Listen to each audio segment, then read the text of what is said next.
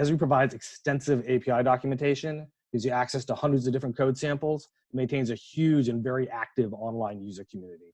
Whenever I run into an issue, when I've gotten stuck on some code or I can't figure something out, I almost always have found a solution by searching for an answer either on the GeoNet forums or inside of Stack Overflow, because there's just so many users out there that are doing this.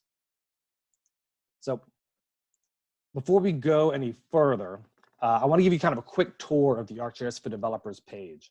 And this is where you can really go in and find all the resources that you need, whether you're brand new to scripting and you haven't ever used JavaScript or our APIs and SDKs before, or if you've been a coding expert and you've been making web apps forever, you're gonna be able to find a lot of great stuff on this site. So I just wanna transition over to the web real quick.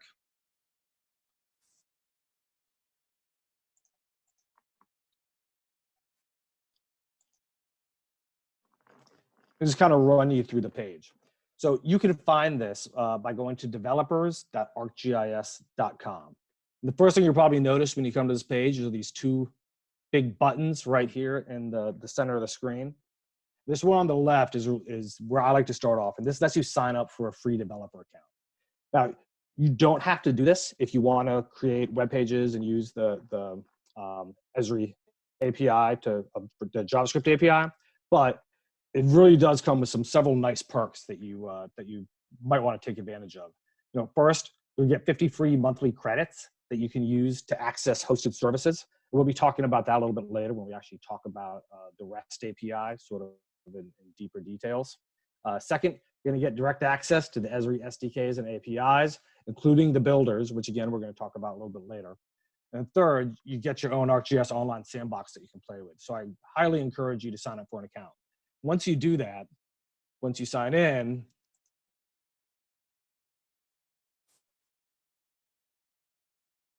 you'll actually have access from this front page to go to this dashboard. And you can see you can click to the dashboard here, or you can click up here to get to it. From here, this is where you can come in, you can create a new application, you can load layers, you can check your credit balance, but most importantly, you can come in here and you can download the APIs and the SDKs. This is where you actually go in to get a lot of the things that you'll be using as a developer for our software. So also back on the main page, if you come in here, we've got the second big button over here on the right.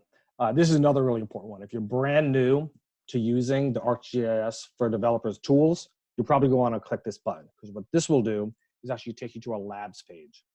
From here, you can now access a whole bunch of short 5 to 10 minute tutorials that can then be filtered by technology. So if you know that you want to make an application that uses JavaScript and that is going to use geocoding, you can come in and you'll get access to these 2 short tutorials. They only take 10 minutes each, but it'll teach you kind of the basics of being able to search for an address or find places using JavaScript and geocoding.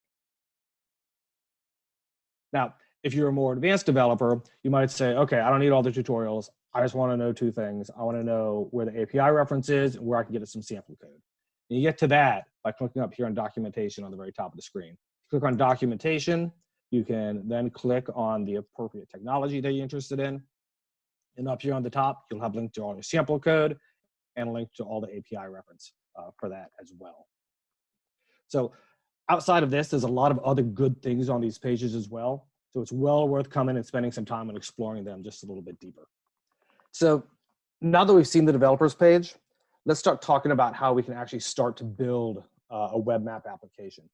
But again, since we've got some new developers here, I just want to really quickly, and we'll do it really quick, just kind of go over some basics for HTML, CSS, and JavaScript, just so we can all make sure that we're on the same page. So at the most basic level, a web page is made up of 3 parts. Those parts are going to be HTML, CSS, and JavaScript. And each part kind of does something different, but when they're all put together, that's what's going to make our sort of advanced website work. So we're going to start with HTML, which stands for Hypertext Markup Language. And HTML really is sort of the core of a web page. It basically defines the objects that are all going to be displayed on a page. So examples of that could be things like text, buttons, headers, paragraphs, tables. And I like to think of it as, if a web page as a whole was a human body, the HTML would be the bones. But just because we have the bones of our web page doesn't necessarily mean that it knows how to work, where to go, or how to look. So that's where CSS is going to come in. So CSS stands for Cascading Style Sheets. What that does is define how the presentation looks of our page. So it kind of tells the site where to put the HTML elements and then also what they should look like. So properties inside of CSS include things like a background color, borders, font weights, and margins. You usually tell where the CSS is written in a website source code because it's going to fall inside of these style tags. So again, if we take this and we kind of compare it to the human body, the CSS would be what determines attributes like how tall somebody is or what color their eyes they might have. But with that, we're still missing one of the most important parts of the entire thing, and that's the behavior. JavaScript is what causes the behavior. And so that's the actions that tell the elements on your page exactly what to do. So it's what makes a map zoom in when you press on a button, or it updates a legend when new layers are added to a map. You know, you can think of it as the brains of the web page. You can also identify it on your source code because it's always going to fall inside of a script tag. As we go through the hands-on exercise a little bit later, you're going to be able to see exactly how the HTML, CSS, and JavaScript work inside the code. But since the HTML and CSS are going to have already been written for us, we're primarily just going to be focusing on actually editing the JavaScript itself once we get to that exercise. So on this slide, we're taking a look at some code that really what it does is display a basic web map using the JavaScript API. And we'll get deeper into exactly what's going on with a little bit more of this code a little bit. But I want to just really kind of quickly just show you how this breaks down into HTML, CSS, and JavaScript. So in green on this page, you can see this is where we have our HTML. So these are the elements that are actually on our page, the bones that are making up our page. And the most important thing to note on this page, as far as these go, is going to be this one down here. So this is actually a division that we've got at the bottom of the page, and it's got an ID that we've called the view div. We've set that as the ID for this element. In blue, we have our CSS. So this is where we style our information. So as we said before, we've got our view div down here. We've got our division. Here's where we actually say what we want it to look like. In this case, we're telling it, I want this division to fill up the whole entire page by doing a height of 100 and a width of 100. Down here in red, this is actually our JavaScript. You can see here we're doing a few things, and we're going to get more of the details of this a little bit later, but you can see what's happening is we're connecting to that div. We're basically running the code required in order to make a map. So in the end, when you take this code and you run this in a browser, what this is going to show is a map zoomed into a certain location with a certain center, and it's going to fill up the entire screen.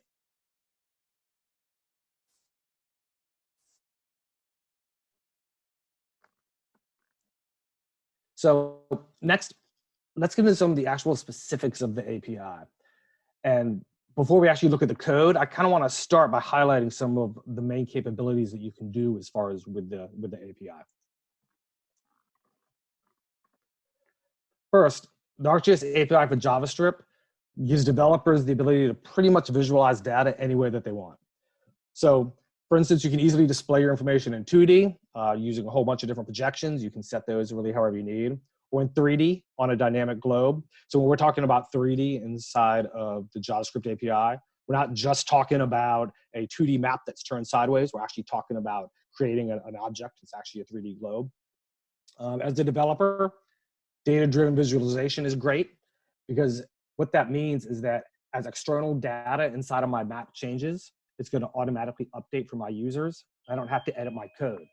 So using the example on this slide, if a GIS analyst added new buildings to this data set, it would automatically show up in the map and draw with the correct color, and it will also automate the chart below. And as a developer, you wouldn't have to do anything. It would just automatically happen for you behind the scenes. The custom vector base map tiles are also very, very cool.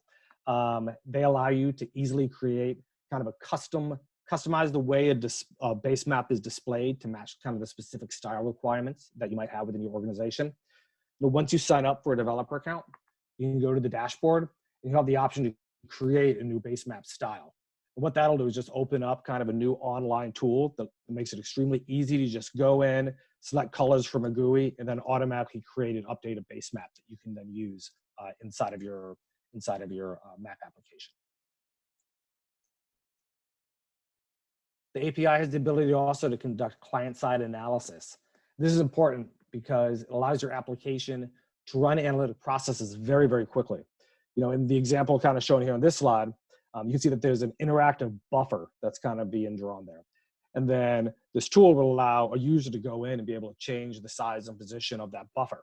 And as they're doing that, when it's changing, that chart in the lower left-hand corner instantly updates because it's all being done on the client side. So it gives you sort of this blazing fast speed that things can interact with each other. This specific example is actually one of the ones that we include on a JavaScript API samples page. So if you want to see how fast this works, you can actually go to the JavaScript samples and you can test this one yourself. Just about every developer is concerned about how their app is going to look when it's placed on a phone. That's why the API's responsive UI is so important, because it's going to ensure that if you create an application, it's not just going to look good on the desktop, it'll also look good because it'll be mobile ready as well. The widgets, we're going to talk a little bit more about them a little bit later. We're going to dig a little bit more in depth into them. But this is one of my favorite parts about actually developing with the JavaScript API. These widgets are tools that are kind of available out of the box and can add tons and tons of functionality directly to your map with very, very little writing of code.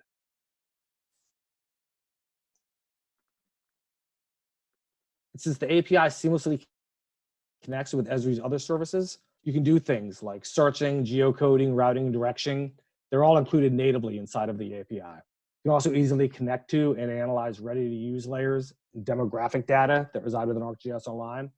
Just this morning, I was working on a project where I had to search ArcGIS Online for hospitals, and I found tons and tons of data, you know, many of which were verified and authoritative and coming from great sources. So it's a great place to go and grab information, and all of that works seamlessly with the JavaScript API. And of course, because the JavaScript API does belong and is created by Esri, it includes robust spatial analytics as well. So with the ability to create and publish web tools through things like ArcGIS Pro, really the sky's the limit with the types of tools and analytics that you can provide to your users when you're creating something with the JavaScript API.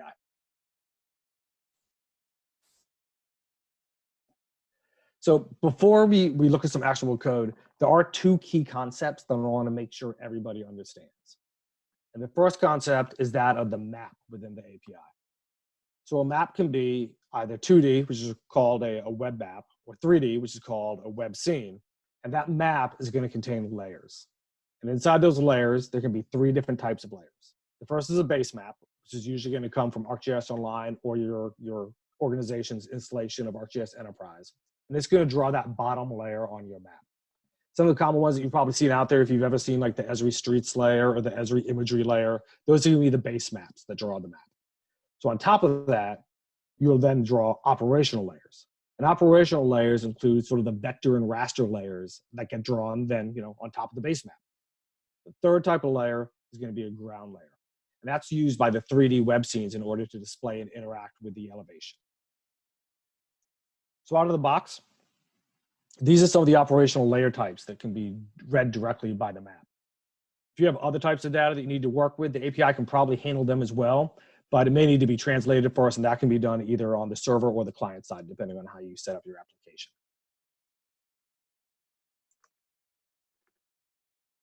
Now that we've talked about the map, the second concept that I need to explain is the view. That can be the map view, again, for 2D, or scene view for 3D. What the view does is basically three main things. First, it connects to your map. And then second, it sets the scale and the center point of your map. So it'll set the whole look angle and everything. But it's in 3D, it's slightly different. You put in a few more parameters, but it basically sets where your map zooms to in the very beginning when it starts up. Third, what the view does is it manages and sets the position for your widgets. And again, like we said before, widgets are basically these additional tools and capabilities that can be added to your map with only a few lines of code. And this is the current list of widgets available for the current version of JavaScript. You know, some of the more commonly used ones include things like the base map gallery, legend, measurement tools, and the time slider. And all of these, again, can be added to your map with really just a couple lines of code. In the exercise that we're going to be doing in a few seconds, we're going to be adding a few of these to the map as well.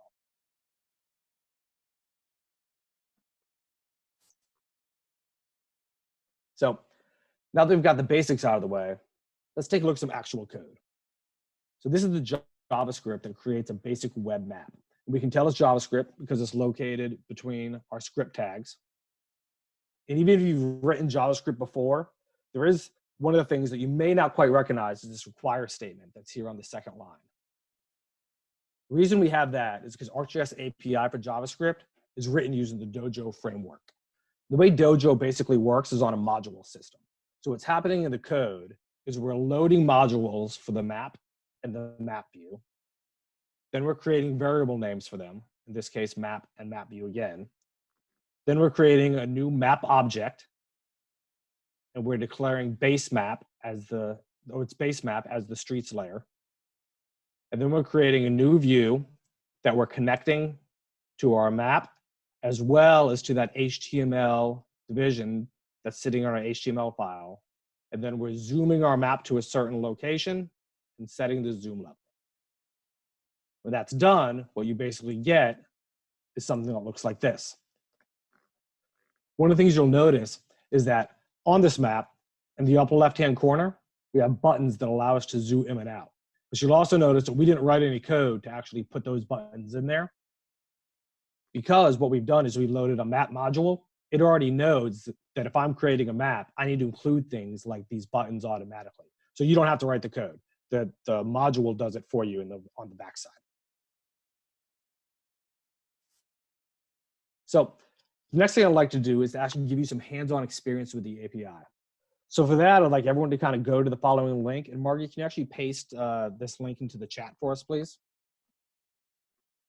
And in a second, I'll actually kind of walk you through exactly how this is going to work. But this should take about 10 minutes, and we'll kind of give you a chance to kind of play around with the code a little bit. So once you go to the link, what you're going to see is actually this JavaScript code playground. The way it basically works is you should see some code on the left and a map on the right. As I go in and I update this code on the left,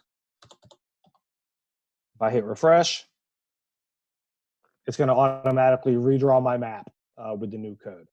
So if you come in here and you click on directions, you'll actually see some examples of things that you can do. You can come in and change the base map. You can change it from 2D to 3D. You can add some layers, and you can add some widgets. So I want to give everybody a chance just for like the next maybe 10 minutes or so, come in, actually play around with it. And I think that'll help a little bit later when we come to the questions and answers. If you have questions as we're going on for the next 10 minutes, I'll be answering them online along with Tara and Margie as well. Yeah, so with that, we will come back in about 9 minutes and we'll continue the presentation from there. Hi, we had a question about adding Sentinel-2 imagery as a base map. Matt, do you happen to have the answer out of the back of your pocket on that one? Yes. So adding Sentinel-2 base maps, but really question to be kind of pushed to talk about really any kind of base map. So although out of the box things works directly loading maps from ArcGIS Online just by putting in a well-known name. If you want to create your own base maps, that is absolutely an option, and you can do that in several different ways. So if you have a base map, you can actually publish it out to something like ArcGIS Online or to your own instance of Enterprise. And then you can use that inside of your maps as a base map. Or you can also take specific layers, and you can actually bring in an operational layer and decide to display it as a base map as well. So really, you can do anything you want as far as adding new base maps goes, any kind of data that you have. All right, I know that was a little bit less than 10 minutes. But I'd like to kind of get back into the briefing again, because I want to make sure that we've got time to cover everything and maybe get some questions at the end as well. But that link will be out there, and it's not going anywhere. So you can feel free after this is done to continue playing around with those exercises and playing with the data as well inside of that. Hey, Matt, So we had a few questions about that. Robert Miller asked, after you break the sample code provided, how do you undo and start back over? Just refresh the page. Great. And then, yes, this link will be sent out with the link to the recording as well. So you'll have the opportunity to play with it later. Absolutely. Thanks.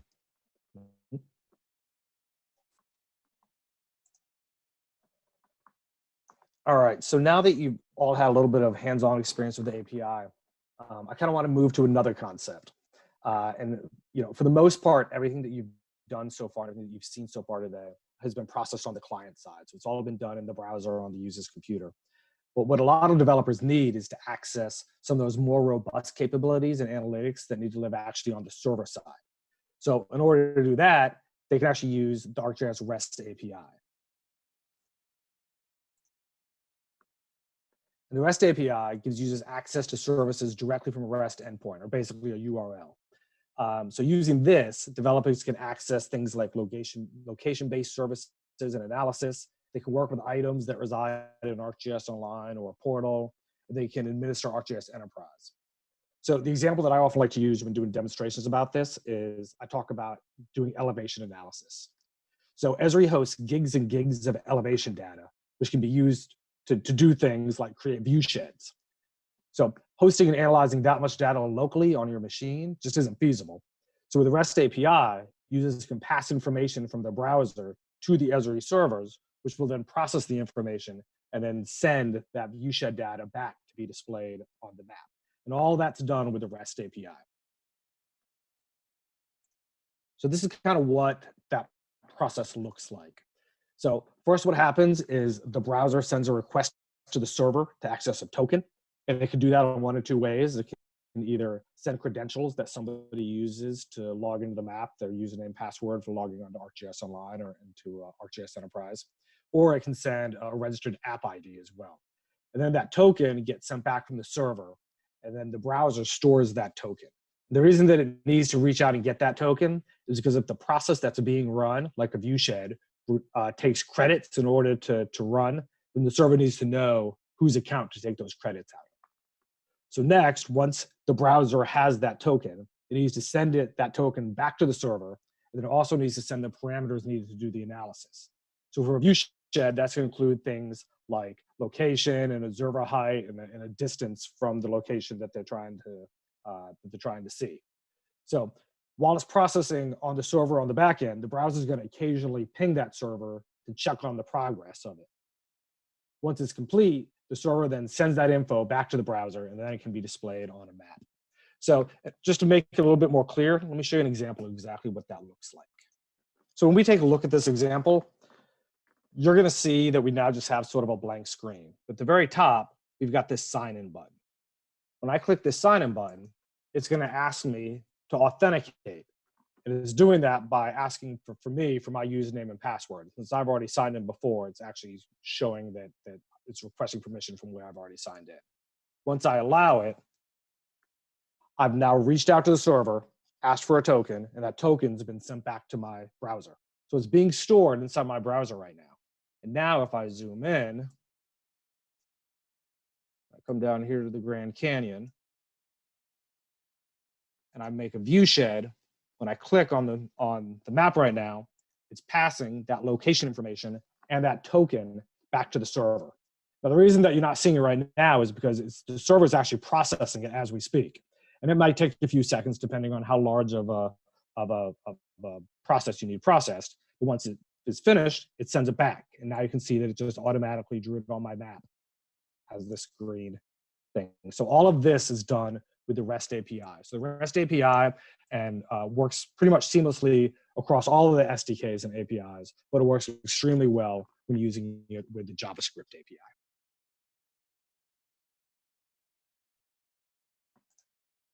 So the last thing I want to talk about today are basically the Esri builders. And these are tools that you can use to help automate the process of writing your code. What's kind of nice about them is that they're not all or nothing. So you can actually use the builders to write maybe 90% of your app, and then you can just go in and edit the code to put in the other 10% of the app that the builder can't do by default. And there's a couple different builders that we have out there. Probably the most popular one is Web App Builder. So if you've used ArcGIS Online or Portal to create a web app before, you may have used the Online Enterprise version. There's also a standalone developer edition that runs on Node that gives you a lot more flexibility. So that can be downloaded as a zip file. Once you sign up for a developer's account, when we went over to that link on the right-hand side inside the dashboard where it had the link to the SDKs and APIs, that's so you can actually download this and have it on your computer. What this builder really specializes in is kind of designing map-focused applications. And it's got a whole bunch of widgets. So we talked about some widgets before that were inside the JavaScript app. Well, inside a web app builder, there's over 70 pre-configured widgets that you can just choose and use. If you can't find a widget that does what you need, you can write your own widget. I'm going to show you how we can do that, kind of an example after we get through some of the other builders. Our newest builder, which you may have seen demoed at the FedGIS conference this year, is called Experience Builder. And this tool was designed to create kind of cross-platform native apps that can be either map-focused or non-map focused. So unlike Web App Builder, in which the widgets are designed to interact with a central map, Experience Builder lets all the widgets interact with each other. And this is also available in that same location that you can download Web App Builder. You can also download Experience Builder as a zip file there as well. Another option for developing mobile apps is App Studio. And it comes in two different versions as well. And it lets you develop apps that can be used either kind of entirely within your organization or ones that can then be published and shared online via the Google Play Store or the iOS Store as well. The last one I want to show you is ArcGIS Enterprise Sites. Sites lets you create custom web pages via a drag and drop interface, and it's available within ArcGIS Enterprise.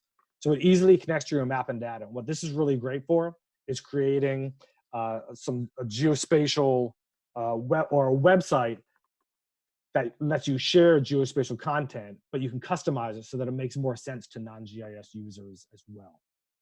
So what I'd like to do next is actually show you sort of a demonstration of how Web App Builder, the developer edition, works.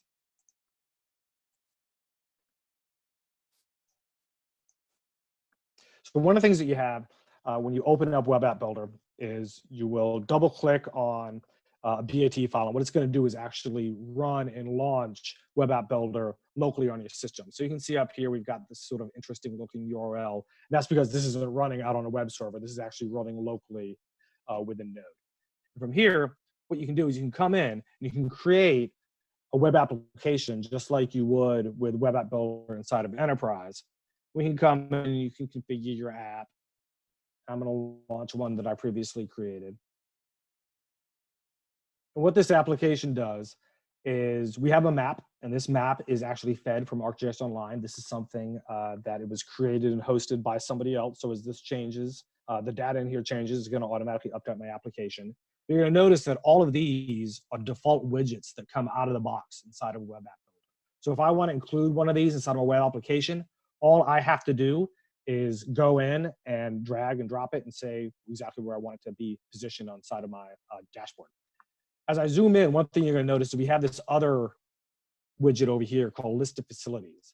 And as I zoom in, you're going to notice that what this is going to do is update and give me a list of facilities that are available within inside the bounding box of my map. So this is not an out-of-the-box widget. So this is something that I had to develop myself, but I want to show you just how easy it is to develop just a single widget. So if you had to write all of this code to make this entire application on its own, it'd probably take you quite a few lines of code. But what's great about using something like Web App Builder is that instead of having to write every line of code, I only have to write the small amount of code that goes into here. Let me show you exactly how much code that is.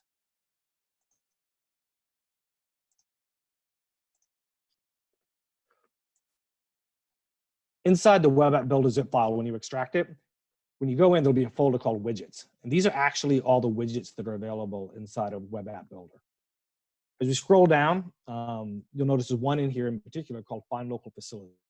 And this is actually the widget that I developed in order to actually query out for those facilities.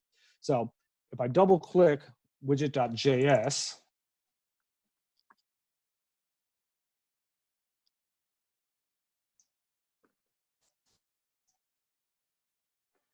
you can actually see the code that was used to develop this widget. And there's really not a lot to it because most of this stuff comes out of the box. So when you're developing a Web App Builder widget, you can come in, you can see that there's different functions available inside of here. We can have something happen when the map opens. We can have something happen when it closes, when you sign in or sign out. But in this instance, we just wanted code for when something changes. So in these about 20 lines of code, that's all that it took to create that widget. Because what it does is that widget comes in, it takes the bounding box of my map, and then it comes down and it loops through a CSV to search for items that fall within those bounding boxes. And then it adds that information to that card area. And that's it. So building widgets are often a much easier way to be able, if you have something either that you're going to be doing on a regular basis, or if you have a application that Web App Builder can build 90% of it and you just need to add a little bit more, this is a great solution and a great option that you can use.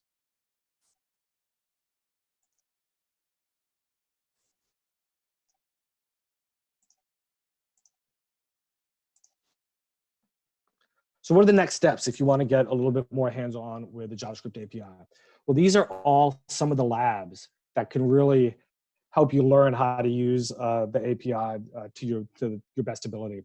And all of these, they're all available as links inside of here, but they're also all available on that labs page. So when in the very beginning, when we looked at the developer page and we had that big button on the right-hand side, when you click on that, if you go down and click on JavaScript, all of these labs will be available to you there. So you can run through any of them kind of on your own pace.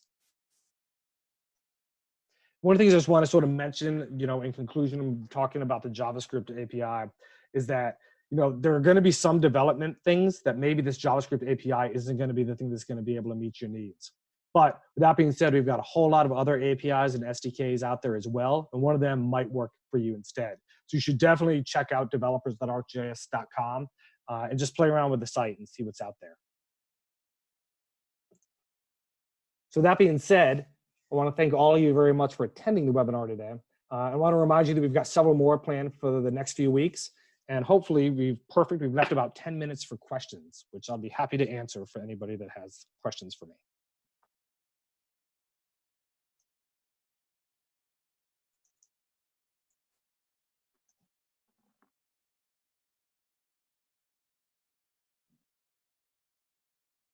No questions?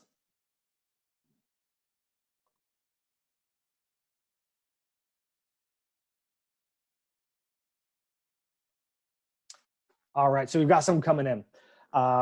So first question that came in was when would you use Web App Builder versus the Experience Builder? And I think it really sort of depends on exactly what you need your application to look like. If your application is going to be purely web or purely map focused, and that's going to be the central part and everything's going to be interacting with the map, the Web App Builder is a great solution to use because it's got so many pre-configured widgets that are out there, and there's a big developer community that's developed a lot of widgets for Web App Builder. And that's really because Web App Builder has been around for a lot longer than Experience Builder has. Now, as we kind of go through, as both of these things evolve, I mean, I expect that Experience Builder will soon, well, not soon, but will take over sort of as the main, building experience for websites. But until then, Web App Builder currently has more capabilities.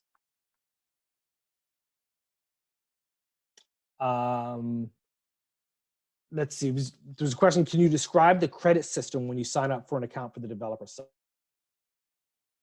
And I can definitely do that. And in fact, I'll actually show you, there's a site, a page that kind of explains it a little bit better.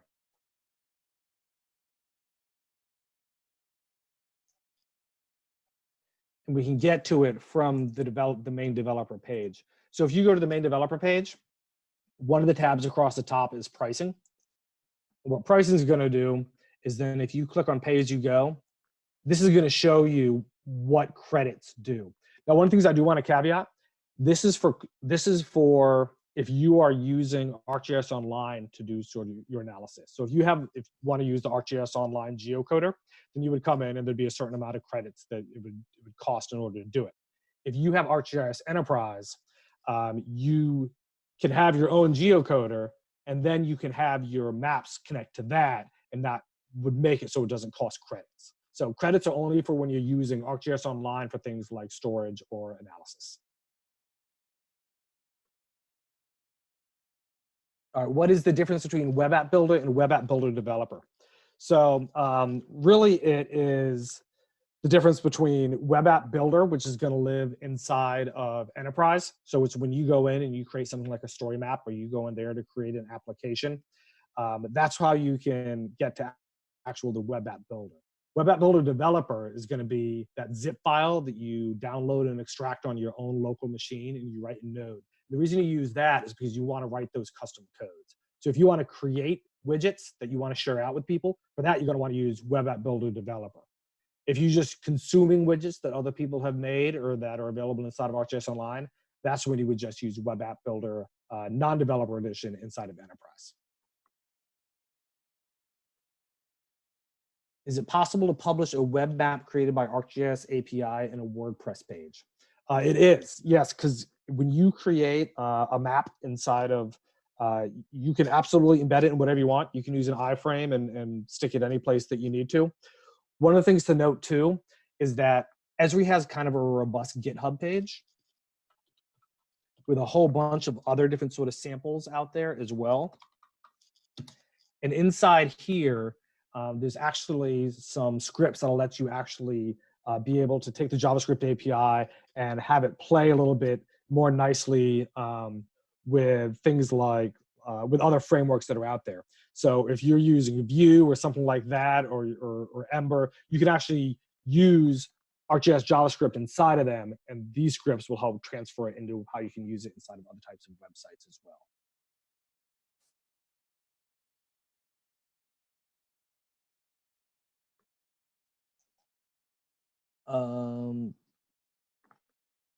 John Hopkins Op Dashboard has stacked lists. How did they do that? Great question.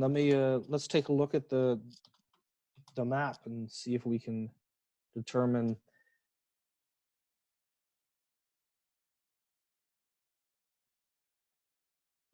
Stack list.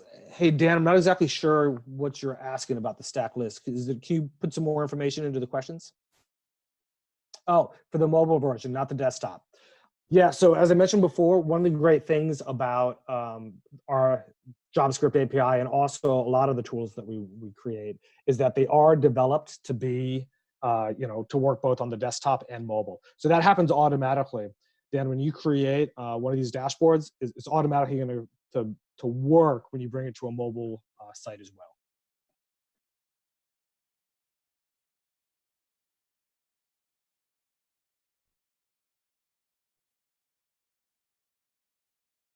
And then we had a question, what is Insights built from? Insights is a little bit different. So it is built with a lot of the similar components, but I don't think it's built in 100% scratch from the JavaScript API. To be honest, Dan, I don't really know exactly what's under the hood inside of Insights, but I know there's a lot more to it than just the JavaScript API.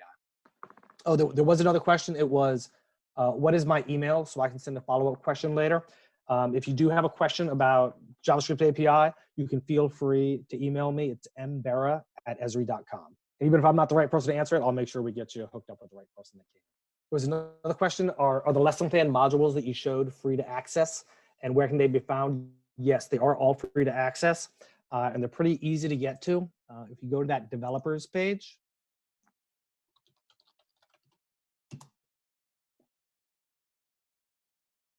and you click on documentation, and then ArcGIS API for JavaScript, pretty much every sample that you've seen today are available underneath the sample code tab.